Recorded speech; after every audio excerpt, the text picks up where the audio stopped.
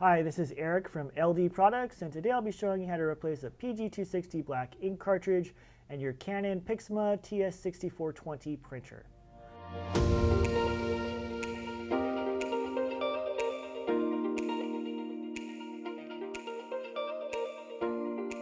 A brand new TS6420 includes the Canon PG-260 black and CL-261 tricolor setup cartridges. Cartridges are sold in a standard yield size and a high yield or XL size, which offers more prints. Now I've got a brand new PG-260 black ink cartridge here, so let's go ahead and open that up.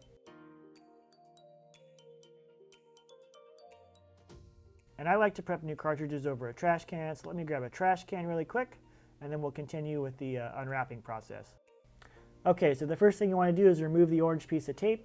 Just gently pull on the tape to remove it. And you'll notice on the top of the cartridge here some gold contact points. Try to avoid touching these contact points when handling the new cartridge, as it can be very sensitive, and if you accidentally get fingerprint oil on those or dust, the cartridge may not read properly in the printer, so just be aware of that while you're prepping the cartridge. And now we can move on to the installation. So the first thing you want to do is lift up the entire scanner and wait for the cartridges to center.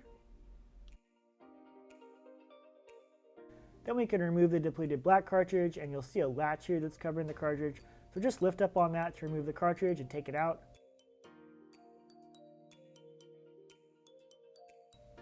And then you can put the brand new Canon cartridge in that same slot. And be sure that the latch on top snaps over the cartridge so it's secure. And then just close up that cover.